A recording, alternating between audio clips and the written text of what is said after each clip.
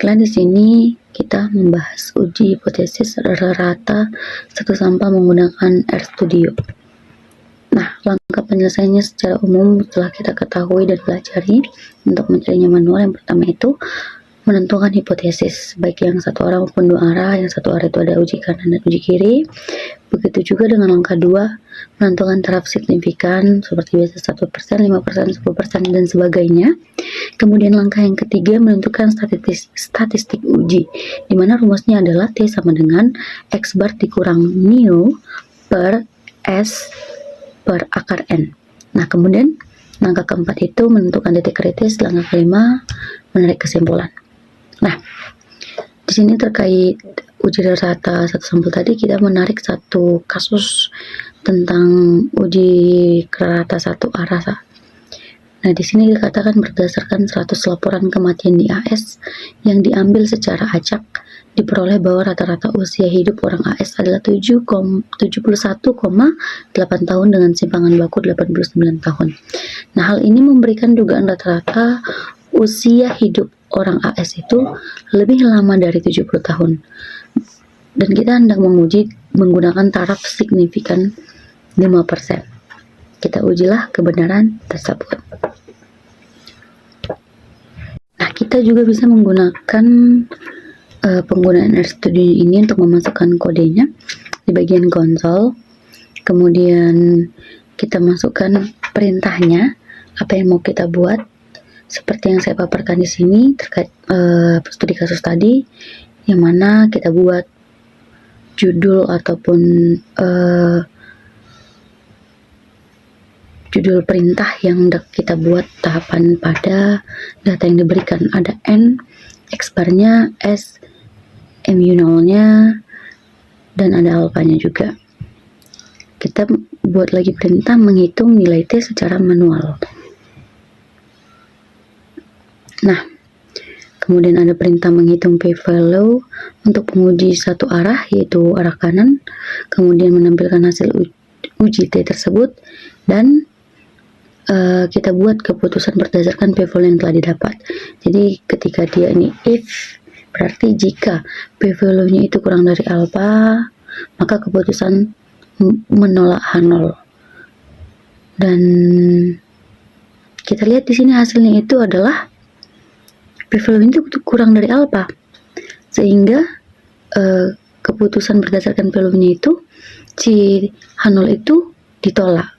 Berarti benar adanya bahwa rata usia hidup orang AS tadi itu lebih dari 70 tahun. Nah, baiklah, terkait tadi yang udah kita buat perintahnya itu tadi, di sini bisa dilihat dulu dan kita perhatikan. Pertama itu tadi kan kita masukkan data, artinya kita memasukkan nilai-nilai jumlah sampel seperti N, X bar, rata-rata sampel, dan sebagainya. Kemudian kita akan menghitung nilai statistik uji T dengan rumus yang tadi sudah dipaparkan. Nah, SCART N ini gunanya itu menghitung akar kuadrat dari N. Kemudian ada hasil T value adalah nilai dari T hitung yang akan dibandingkan dengan distribusi T. Fungsi PT di mana T value df lower dot tail sama dengan false itu adalah untuk menghitung P value untuk menjadi satu arah kanan. Nah, df-nya sama dengan 61, di mana adalah derajat keberhasilan, berarti 100 kurang 1 jadi 99 derajat. Df lower dot tail false karena kita melakukan uji kanan. Nah, cat ini digunakan untuk mencetak hasil ke layar.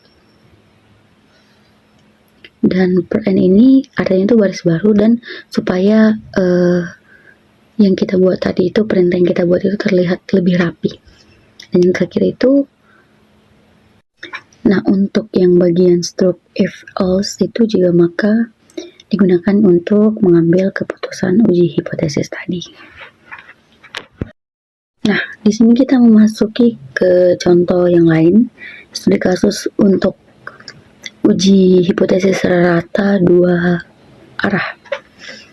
Kita lihat di sini studi kasusnya dikatakan sebanyak 10 kaleng suatu produk minuman diambil secara acak dan diukur volume bersihnya dalam satuan mililiter.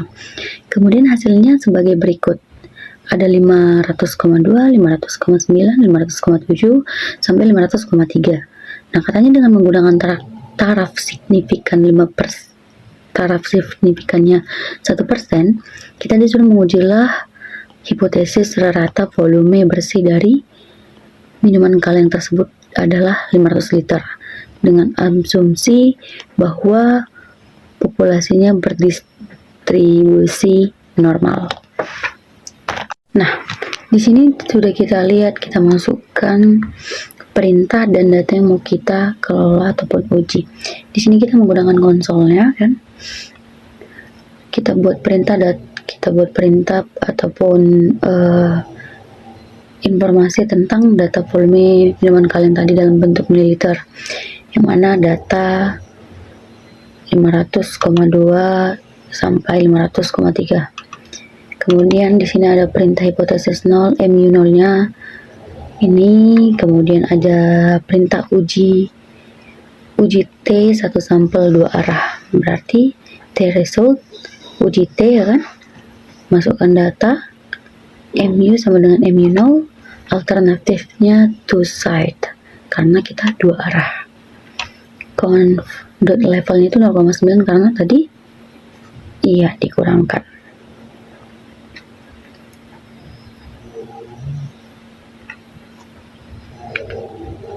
Nah, di sini dia telah menampilkan hasil uji T-nya, di mana katanya ini p-value-nya itu 0,5002,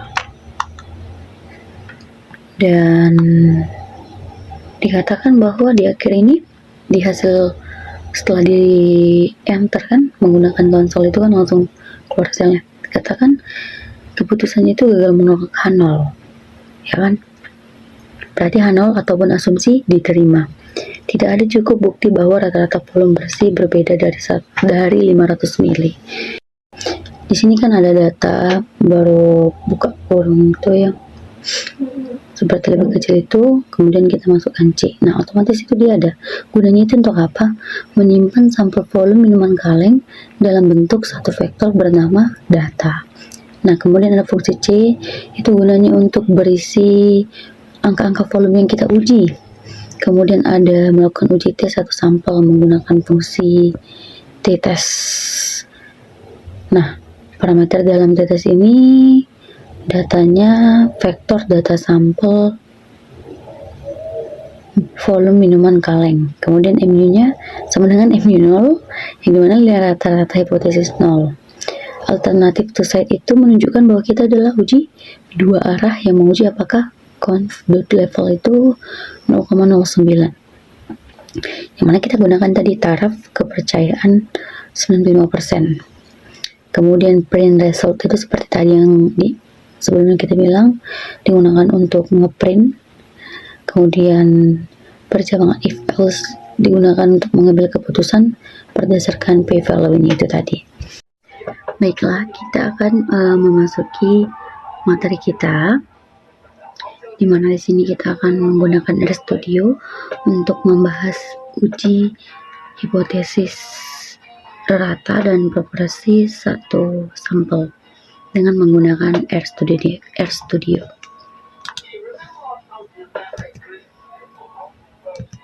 Nah,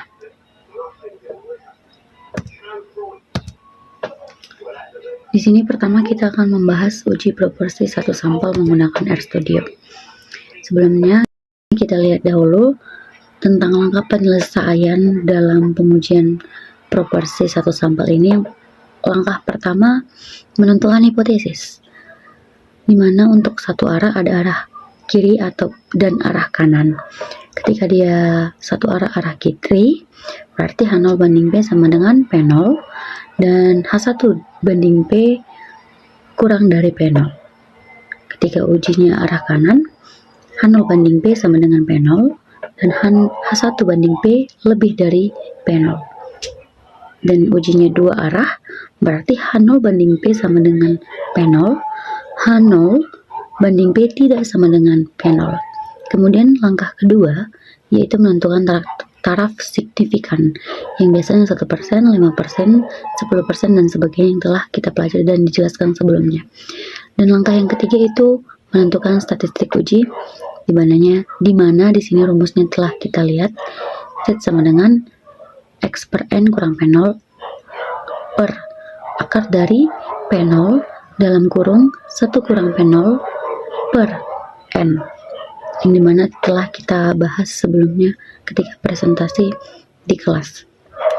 Kemudian langkah 4 menentukan titik kritisnya, dan langkah 5 menarik kesimpulan. Nah, di sini kita akan membahas uji proporsi tadi satu sampel. Yang pertama untuk di dua arah. Untuk dua arah kita akan menggunakan RStudio, yang mana studi kasusnya adalah peneliti akan menyelidiki apakah 20% siswa mendapat angka merah dalam ujian nasional. Misalkan terdiri dari 200 siswa yang mengikuti ujian nasional, terdapat 38 siswa yang memperoleh angka merah. Kita menggunakan taraf signifikan 5%. Nah, kita masuk ke dalam aplikasi RStudio-nya. Ketika kita sudah membuka aplikasinya, kita akan menginput data yang akan kita uji proporsi tadi.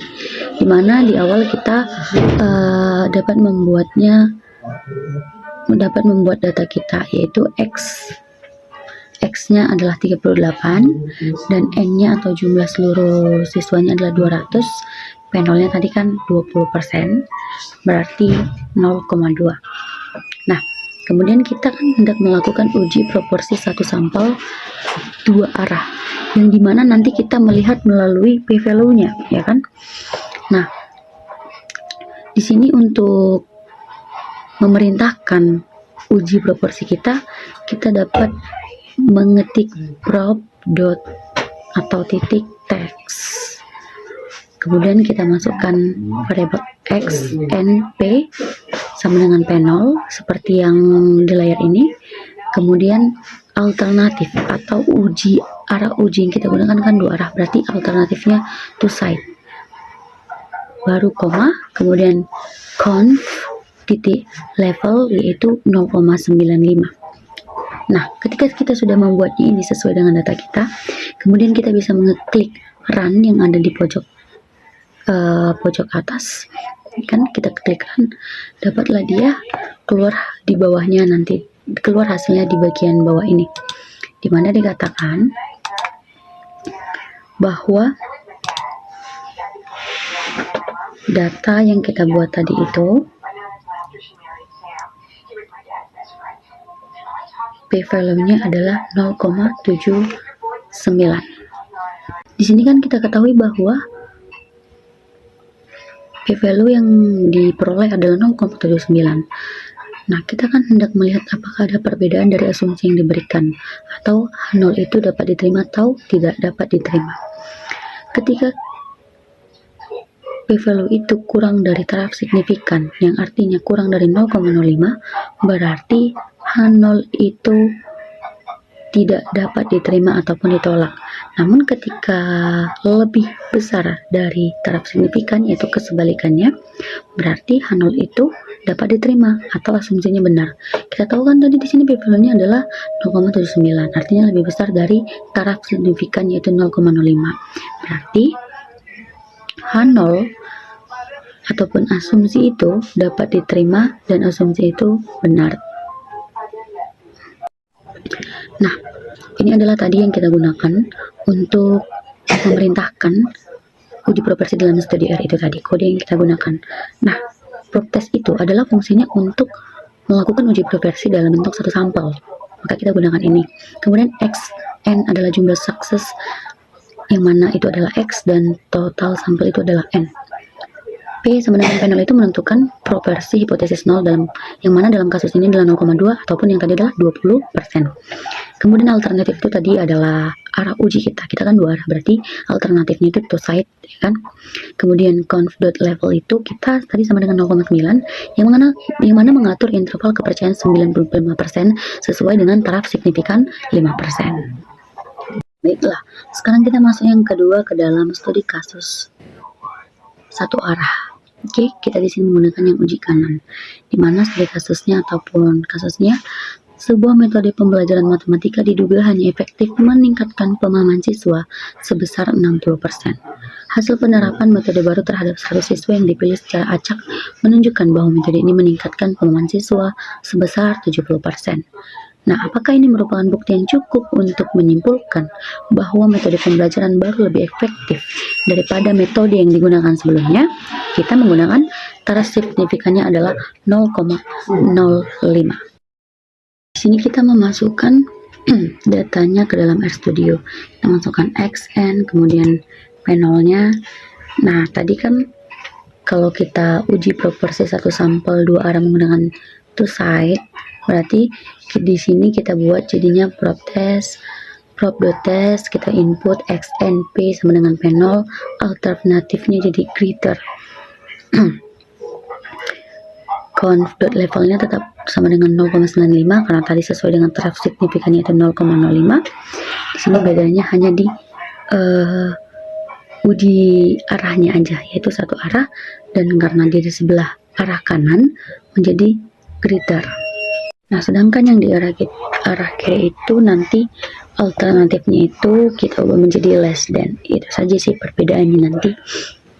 Oke, setelah kita runkan, keluarlah dia hasilnya seperti ini, yang di bawah ini. Kita kan melihat p-value-nya kalau di dalam uji proporsi. Nah, kita lihat p-value-nya itu adalah 0,02. Yang mana tadi kan kita menguji arah kanan. Ketika p-value lebih kecil dari taraf signifikan, itu H0-nya ditolak. Dan ketika lebih besar p-value-nya dari taraf signifikan, berarti H0-nya diterima. Nah, ini kan lebih kecil p-value-nya, berarti kita menolak H0, yang artinya asumsi itu tidak ditolak. Berarti benar adanya bahwa metode baru itu dapat meningkatkan pemahaman belajar siswa. Nah, ini adalah tadi yang kita gunakan untuk memerintahkan uji proporsi dalam studi R itu tadi.